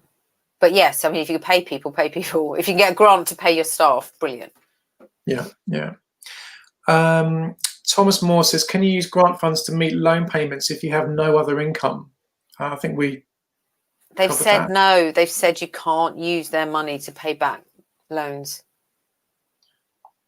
Okay, Shane Daunt says, we have an annual April festival, income here critical for the year.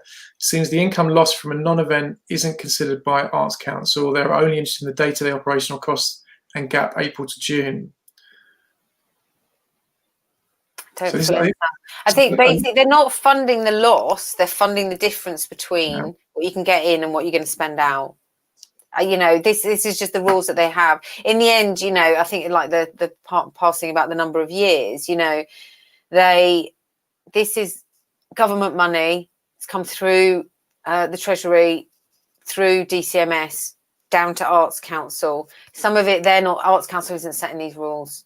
You know, this is just, you know, to do with, you know, like we've got this whole thing right now where organisations got CRF1 have to have spent their money by the 31st of March or hand it back. Some of them are saying, well, what's the point in me handing that money back and then asking for it again in CRF2? But for whatever reason, Treasury has set that line. But then there's people now applying for money from the same pot that are allowed to spend it April to June. Why is that? Don't know. Hopefully that might be something that changes. Rebecca Stewart says, my festival is end of July. I'm expecting to have more upfront costs than normal in terms of deposits. Can I add to the April-June spends, even though they won't have been there before?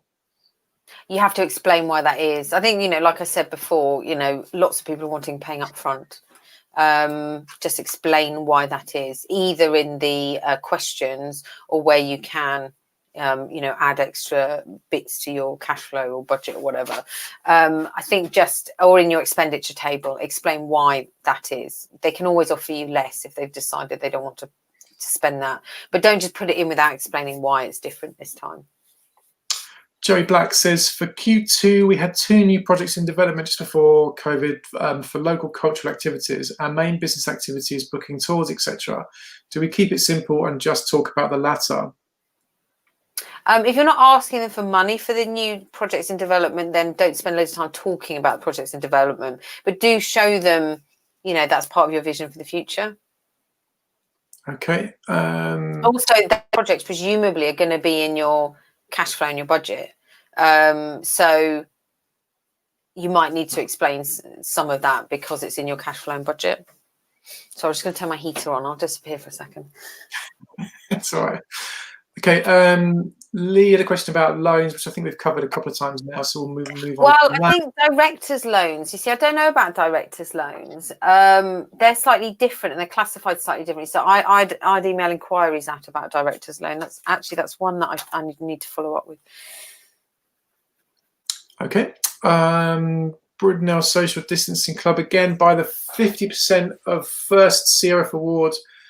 I mean, if due to prolonged forced closure, you've eaten into more reserves, would it be a case of asking for more than 50% first award? Yeah, I mean, if you've got a case as to why you need to ask for more than 50%, then do ask for more than 50%. It's expected. Okay, Victoria Smith says, should the opening bank balance on the cash flow be your actual bank balance or your unrestricted reserve amounts?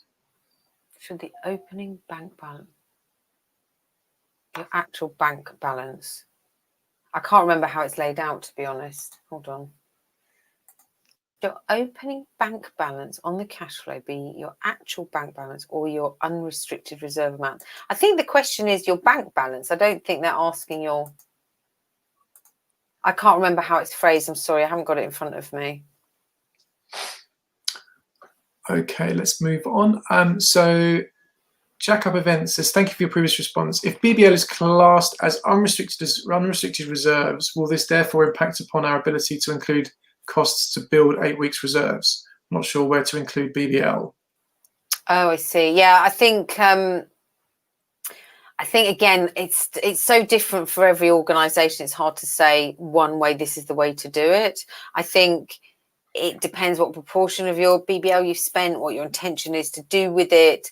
I think that's one of the places where having a kind of an accountant make sure that you're representing that right and well is the way to look at it. And also it does depend on what your reserves were before. I think, somebody else said, but my reserves were much higher before. If your reserves were much higher before, does that reflect what you're planning now? What are your plans for the future? What do you plan to do with the loan? I think you need to articulate that, explain, in the end, they can always offer you less. So I would always go for the cautious approach, explain it really clearly so that they can then make a decision. Okay. Air Events, is CRF2 the same as CRF1 with regards to asset purchase? The original didn't allow for them to be purchased, but not seen it this time.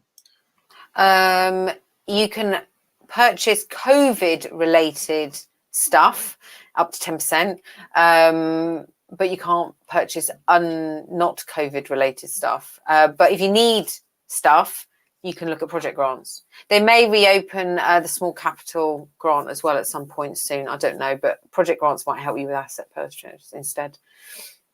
Okay, Midnight Mango. Can Arts Council funding be deferred into the following tax year where it isn't spent yet? Well, if it's CRF1, at the moment you're not allowed to take it past the 31st of March. If your tax year is different to the Arts Council tax, so say your tax year ended in December, if you need to take it into January, that's totally fine. It depends what tax year you're talking about. It's worth also mentioning, actually, there's quite a lot of lobbying going on with associations to try and extend the CRF1 period as well, so that you don't actually have to then give funds back and then reapply for them. But that's still sort of unresolved currently. Rebellion Festival says, what processes, procedures and expectations of us are there post-funding, and what's the timetable on this? The period either side of an annual event has little time for anything else. So normally what happens, so in CRF1, what they did was initially they said they were going to pay up 90% and then 10%. They then changed their mind with the new furlough, and people who were receiving over 1 million were only given 50%, asked to do an interim report with 40% and then a final report. So I don't know whether there's going to be an interim. I'm presuming because it's such a short window, they won't. And at the end, you will need to do some kind of evaluation. Normally it's, you've got a few weeks or a month after the funding to do that, because you can't kind of stop the funding on 31st of March and report straight away. We don't know what the reporting will be, but my understanding is that there will be certified expenditure that will be expected. You will have to write some kind of report saying this is what we did, this is what we didn't do, here's the feedback, very much. But we don't know what the timeline will be. I would presume they will ask you for a report in July. But the other thing is, if you don't put it in, you don't get the final 10%. They always hold 10% back. So you need to think about that in your cash flow, actually. That's a really important one. You'll probably get 90% in April, but you may not get the other 10% until July. Okay, LL says, do you know roughly how many organisations will apply? I'm trying to calculate my chances. Well, last time there was a 70% success rate. Arts Council said they were expecting more bids. This time round, it's expected to be much more competitive than that. There's no way of knowing. As a fundraiser, my normal thing, and most fundraisers say that it's a 1 in 10 that, you know, if you need to raise 40 grand, you need to make 400 grand's worth of applications. My success rate is higher than that, but I still have that factor in. Even if it drops down to 50%, actually that's a very high success rate for a fund. You know, some of the other funds that are out there for the not-for-profit sector, like the CAF or the Julia and Hans Rausling, or any of the big funds that went out, the success rates were much, much, much lower than that. I think if you want to have £100,000, that's going to take you 5 days to write. That's a pretty good return on investment if you're successful. So we don't know. There's no way of knowing, but it is expected to be more competitive than last time. Okay. So Camilla Fasanella says, on the grant conditions, if we're back to normal and financially successful by July, do we still have to enforce the salary restraints for 18 months? They've said that a grant condition is that you will have a pay restraint for 18 months. That is a grant condition. I don't think there's any wiggle room on that. Okay. Air Events, if the original application for CRF1 was very reserved, can CRF2 application be more realistic if required and explained in the question answers? Yeah.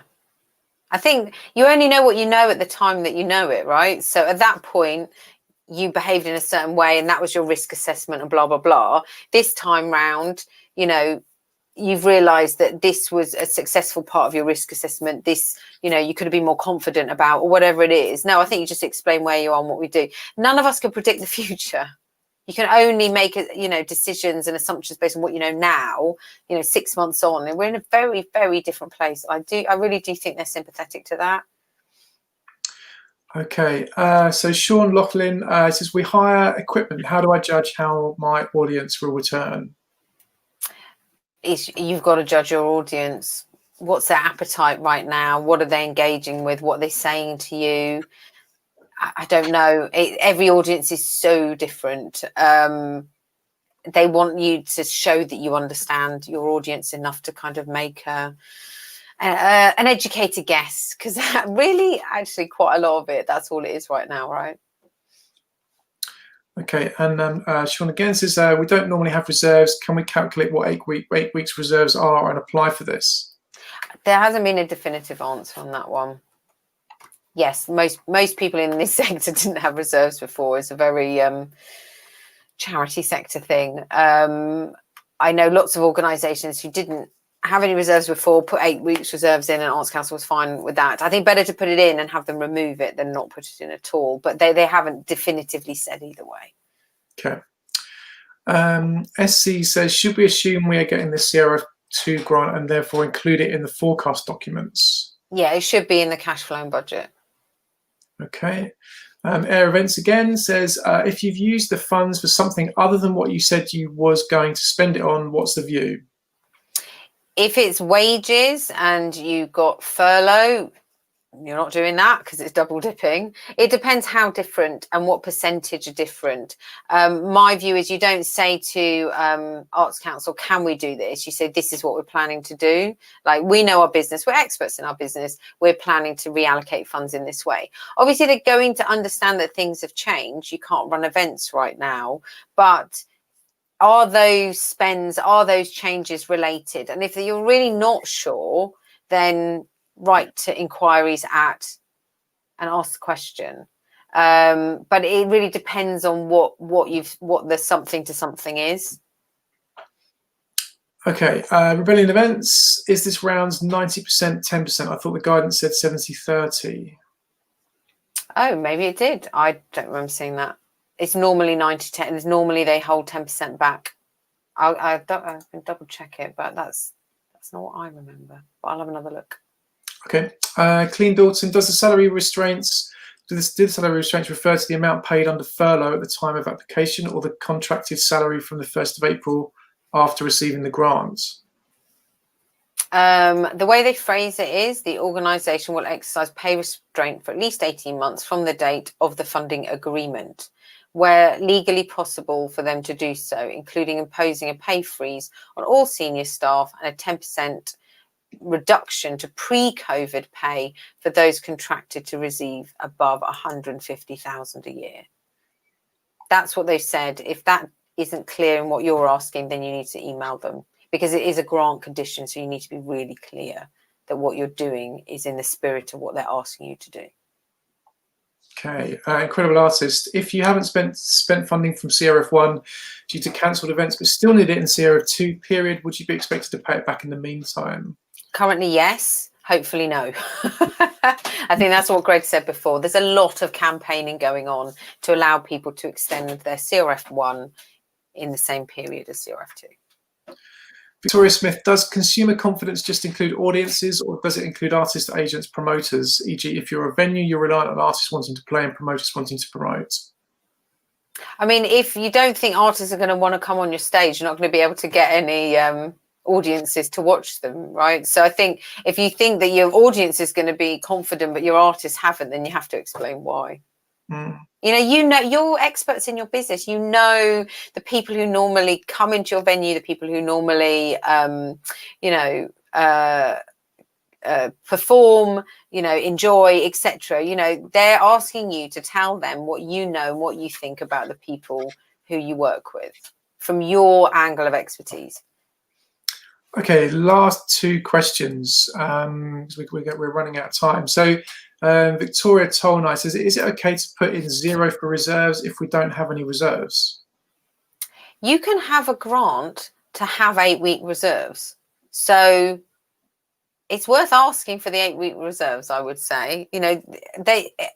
They would be unsure about how you could move to sustainability if you don't ask for any. Lots of people didn't ask for any last time for very particular reasons. So if you're not asking for any, you kind of also need to be clear about why you're not.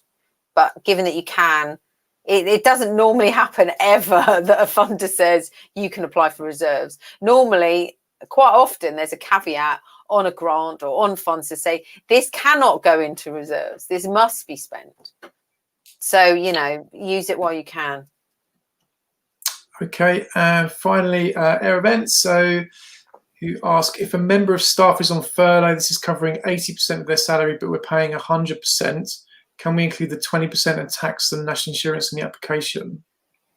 I don't know if that. Well, the things we don't know whether furlough is going to continue past April.